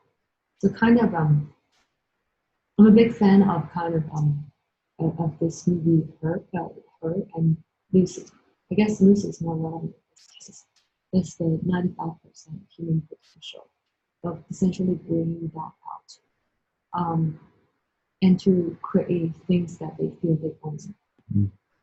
Not to give them the illusion of ownership, but to have them create for themselves the illusion of ownership because it was their idea and it was their lottery ticket to be different from their what has set as a course that they are reluctant to leave.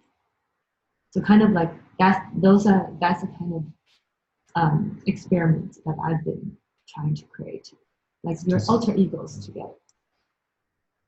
Interesting. Yeah, different views. Yeah, it's Yeah, that's why. And the other things that I say about one of the reasons why I'm working on mining, not just if it's like kind of my own macro thesis on what blockchain really has done in terms of changing social constructs, has more to do also with how I see the world in the future, is programmatic employment. And if that's the case, essentially, instead of, I guess I'm trying to, through this experimentation of programmatic employment in the rudimentary form, which mine is, and staking is as well. It's kind of getting a sense of really understanding fundamental rules of how the machines are coordinated and how it dances with human capital. Sorry, with capital deployed by human capital, and that capital goes in just for one specific social purpose called chasing yield in order to feed better, and to stay up to the game, to be competitive. So that's the kind of I guess I'd have a pretty dystopian worldview, as I just think that for thousands of years we've been creating and enslaved by social protocols. As just each of the thought movements that we've been through are just one of the many social protocols. And there are many layers to the social protocol system. And now that by codifying it, is that we are actually embracing the machine age, being part of it. It's just that it's more visible rather than before, it's less visible. Really hope you succeed. I don't know what is success in my book.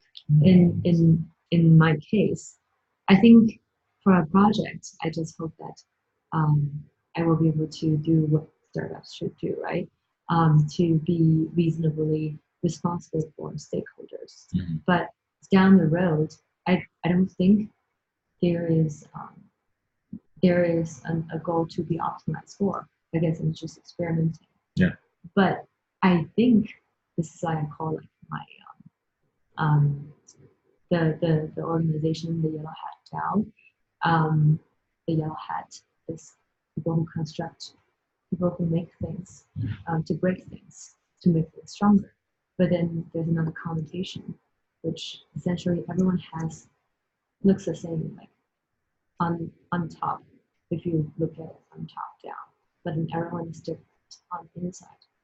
And it goes back to the entire Yellow Hat DAO's spirit, like kind of everything that we've done is like all in just one single GitHub organization that was called Cargo Plan, which is how when I first started the searching for the common goods, like the path that essentially it's about when we are at programmatic employment, we can still find the little bit about us that makes us original, the alter ego, the unrealized potential to create. next 5 years, you have to write a book. I think I would suck at writing books. No, it's really important. Like writing a book is one of the most important things that like I've done. How did you? Were you a good writer? I don't think writing is about being a good writer. I think it's about being a great mimicker and reader. It's just like learning how to draw. The path is just to read a lot. Just get interested in what you're reading. Just Did you first write the book, or did you first write 100 pages reports? I was just notes. Yeah, just notes. It's like just notes on like trying to do something. Yeah, the way you're speaking, it's enlightening. Not a lot of people speak like that about the space, so I would really urge you to write your thoughts down. And then I see you probably render your thoughts in terms of like products, putting them out. So it's probably pretty important for you to write a book. I think I'll probably live out my experiments a bit more, and I think I'm pretty far from there. Mm-hmm. Maybe in a few years things will change. Okay. I think. Thank you. I mean, like my stories are most kind of out there, so most people think that I'm pretty crazy. Oh, it's great. Yeah, I don't know if you talk to a lot of founders, but founders are pretty crazy. And what we're trying to do is people call us crazy. It's not too crazy. But, I think what you guys are doing is fun. yeah. Yeah. What's next for Grow? Yeah, it's a good question. Things have been happening pretty quickly.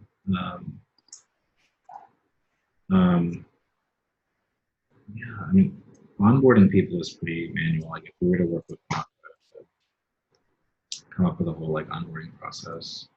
What do you mean by onboard? Like kind of like the minting process. It's where like we've gone through great lengths to kind of like curate the minting process.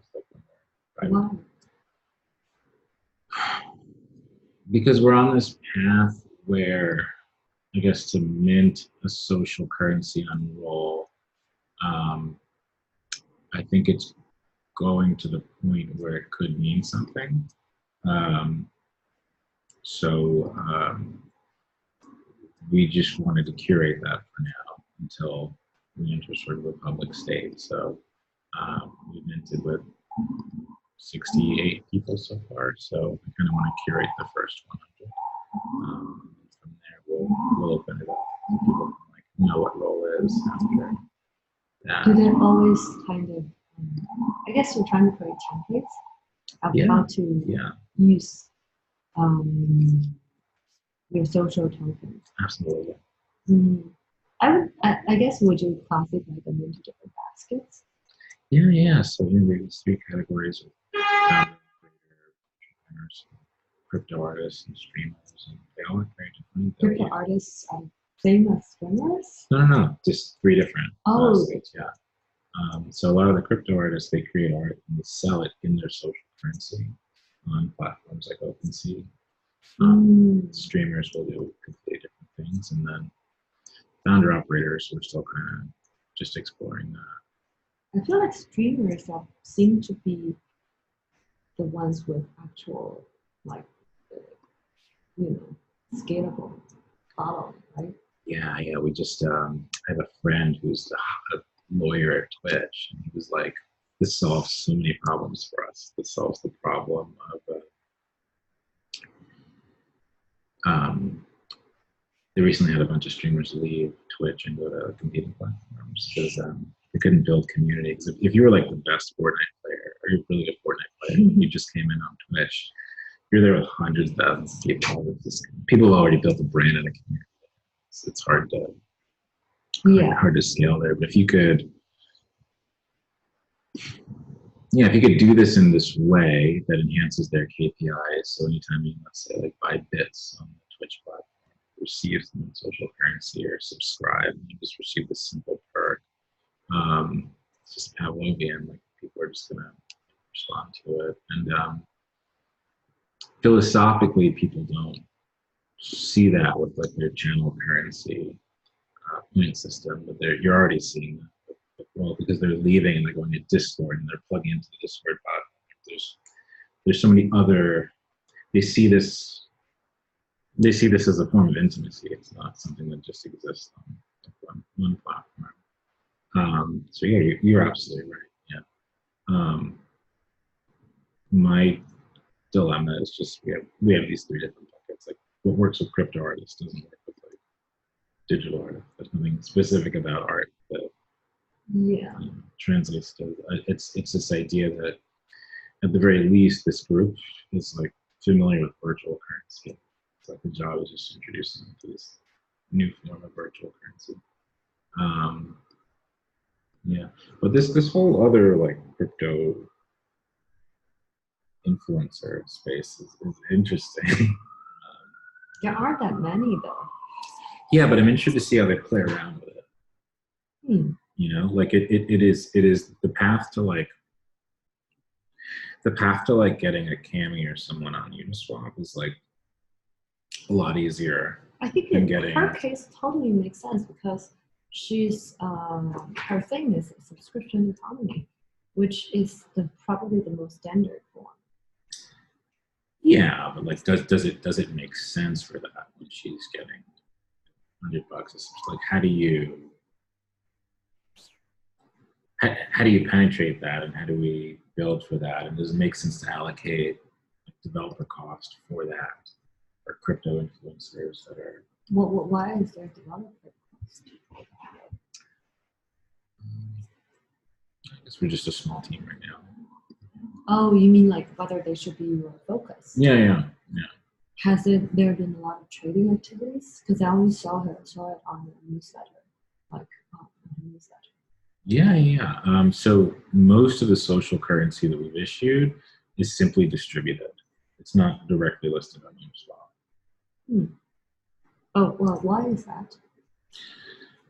So this category is really new to us, like this idea of like founders, operators, entrepreneurs that are issuing their currency. Traditionally, when we work with artists and streamers, they would get on the stream and then they would just massively deploy their social money to the people on the stream. They'd have a big moment on the stream and do certain things. This is generally how like the first two categories behave. This third category has no interest in doing that. I suspect it may have to do with that because the current design is not very,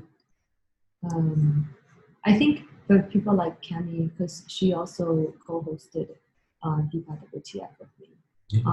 And so I feel like people like her is interested in great content, which essentially has to do with either great presentation in terms of presentation of the product or great mechanism design that are more nuanced and rather like what role seems to be right now is more conceptual. It's not in mechanism design. It's not something very elegant yet. Yeah. So that's kind of like what I think the crypto influencers may be not yet willing to use their, and also they're less because everything they do is in crypto. So they don't want to, because they're the most FOMO people that I've met. So I think they need to be FOMO in order to commit to something. Yeah. So when you haven't reached the critical mass of these people, it may just not be. It's kind of like that's why I kind of instinctively for DeFi WTF and Macro WTF, I didn't do any public stuff.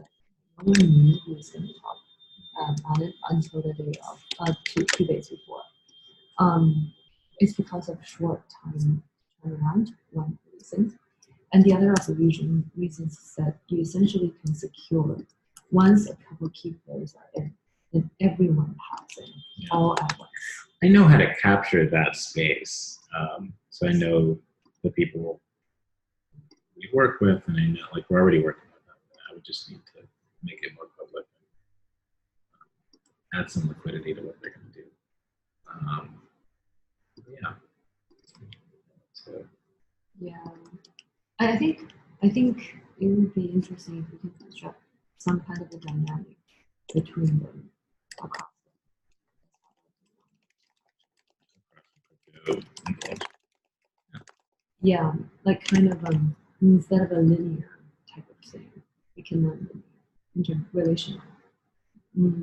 But I don't know how. We could, do it. Yeah, I haven't. Some ideas. That's cool. Cool. This was great. Well, really fun chatting, and we'll be here till like mid-February. We'll be here the entire break. So stop by anytime. Fantastic. Yeah. Nako, it was great meeting you. Minako. It was great meeting you. Nice to meet you too. Yeah, Minako's really shy. He like That's fine. never talks. How did you two meet? Hackathons. Oh, really? Yeah, but he's a very well-known. Okay. Yeah, I knew of him before I met Mm-hmm. him. Yeah, and so yeah, we've known each other for a really long time. And also he writes prolifically and beautifully in Chinese. Oh, cool. Well, yeah, maybe you'll have your own social currency soon. Yeah, well, he has the one in China already, Dao Dao, right? Oh, yeah. Yeah. You could probably find his stuff on WeChat. Yeah. You should connect on WeChat.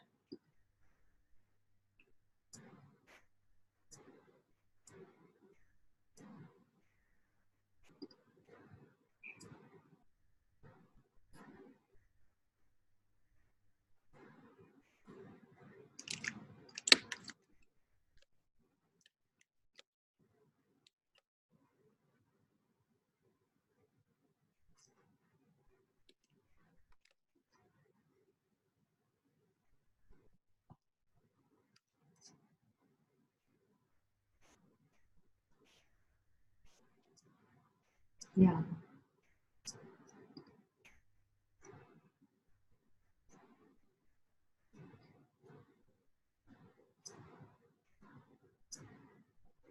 What's your WeChat? Oh, I don't have it on my phone. Okay. No problem. We'll stay in touch on the. Yeah. What are you doing for the holidays? Actually getting married. Like in a Congratulations. few months. So Wow. just preparing for it. Where are you going to have your wedding? We met at a jazz club in like the In West. New York? Yeah. Wow. So I know the The New York jazz owner now because I got him in the crypto. And, Nice. so we're gonna get married at the jazz club and like rent a jazz band. It's like That's a beautiful. small thing. Yeah, it's not a big thing, but yeah, it's interesting. We're gonna get married a lot later in life, but this is good too. Yeah. Well, congratulations. So I Yeah, guess you thanks. will be stuck in New York preparing for it. Yeah. No, it's gonna be good. You know, some of my friends are getting married next year too, so it should be interesting. Interesting transition. Wow. Yeah. It's about that time, right? I guess. That's cool. How do I pay you for this? Oh, I guess I can do that one.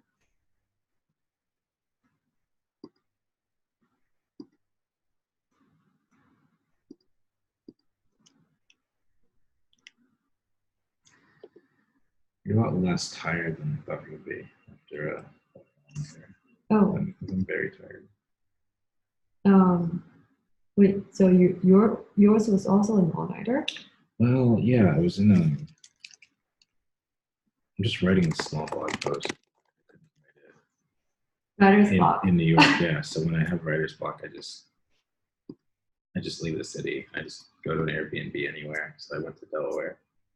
And I just so then I woke up at midnight and I just drove from Delaware to New York and just stayed up and went to the office for a while. Wow. Where's your office? Oh, it's just down the street. So Cool. Wow, then that's really close. yeah. Cool. Do you have like a I guess. username? Yeah. I actually am not a big demo person. Oh, okay. So this will be my, I guess, my code. Okay.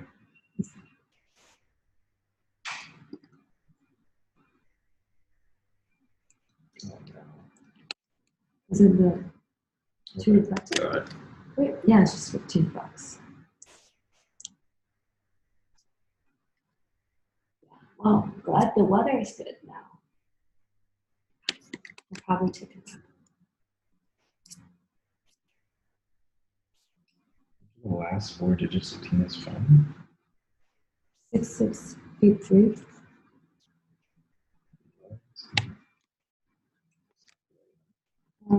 Wait. Oh, wait, no, sorry, that's my Chinese name. The phone number. Wait. 8780.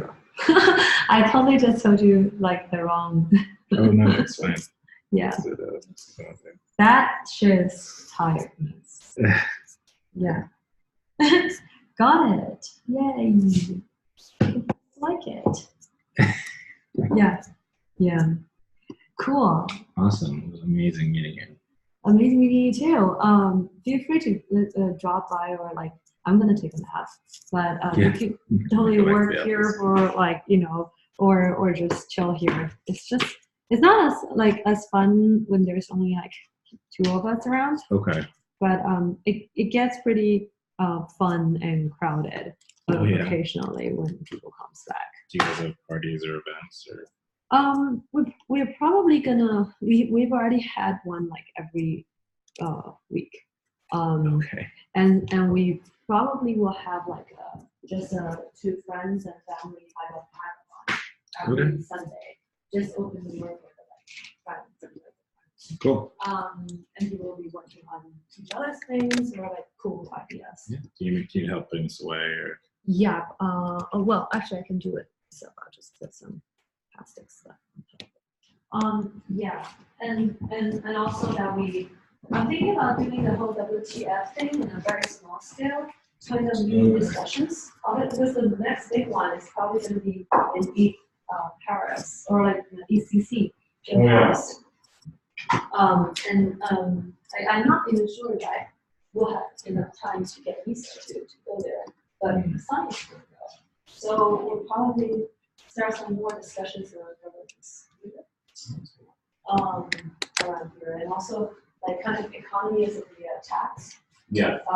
That's kind of like more my forte, and a few of the original pirates, like kind of their area of study. Yeah. So yeah, so that's kind of like, and then just like in general, people just bring friends. But then most of the time during the day afternoon, because I will be in the tech Yeah. day, so like it's pretty quiet here. Cool. I may take you up on that. I mean, Definitely. I'm really things, but I just messaged you or. Yeah, just I can probably just add you to. We have a we call it Tech Pinterest. Small we have a the first pirate party festival group, which essentially talks more about parties than others, and just random things. And the other one is more like kind of just a smaller chat. Those either stay here or want to co-work here. Okay. Yeah, it's definitely just dropping in here. I think there are a lot of like people are starting to come back on stuff. Cool. Sounds Yeah. awesome. Well, then, go back to. Yeah. Well, I'll see you maybe around here. Yeah. Okay. Sounds good. See you. You can just ask the waitress. Okay. And we'll just go downstairs.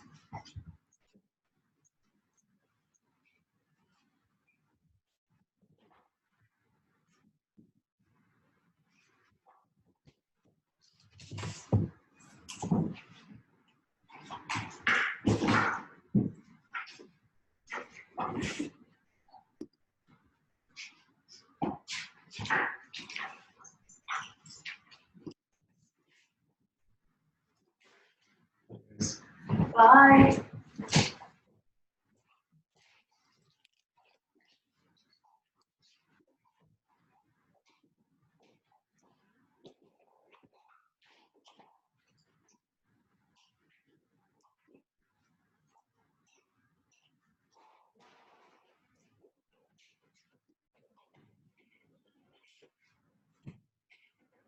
Oh, you need to wait till it lights up and definitely opens the door. Because I was. It also took me a while to learn the tricks of the door.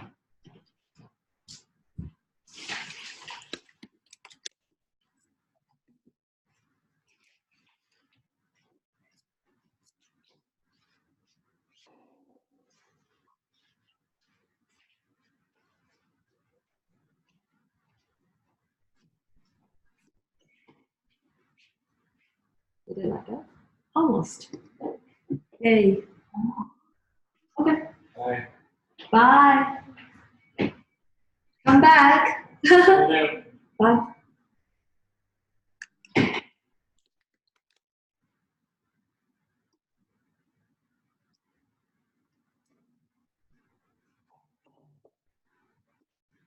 的确是觉得他的影响好。为什么没？你怎么得出这个结论的？对他们比较明确的是，他们把 offer 一个 next 的 offer 啊，和一堆名人都搞了，他们投资团队。哦，这群人的，就是靠山屯。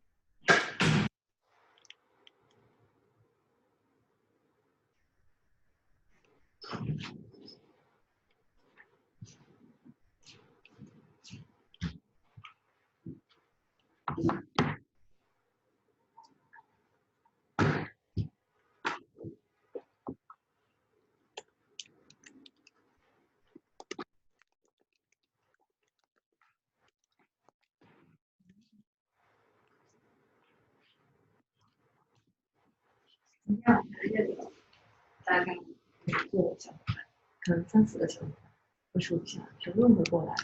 还有个吃饭吗？对，吃饭。然后还有谁？Phil，Alex 这个。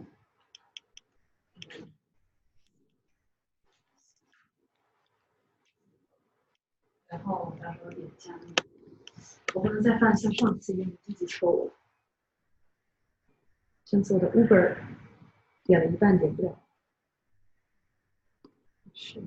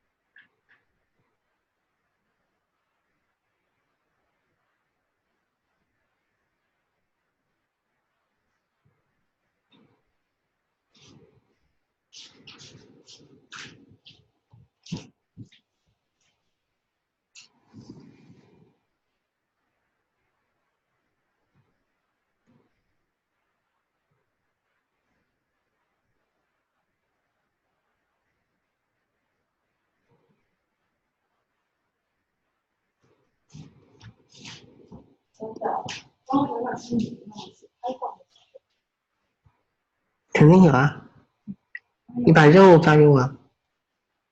你要写爬虫吗？就是之前的戏嘛，以后，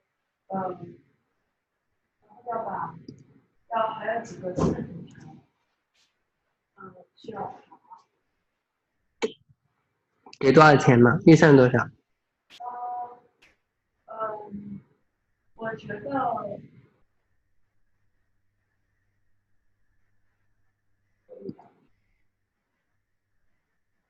我觉得可能总共预算的话，5000。嗯。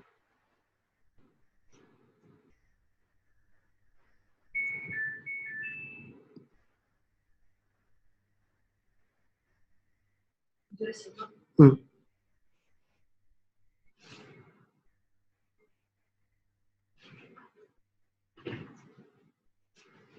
我觉得以后我们可以这么合作，最好就是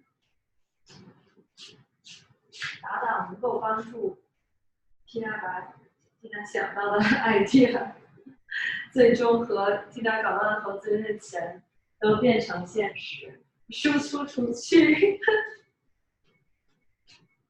怎么样？我觉得这个主意非常好，把所有可以模块化的东西全都丢出去，你觉得可行吗？来的，毅力，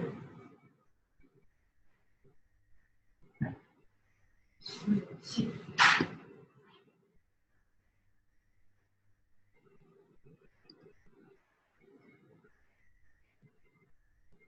我觉得要是能100%的导导，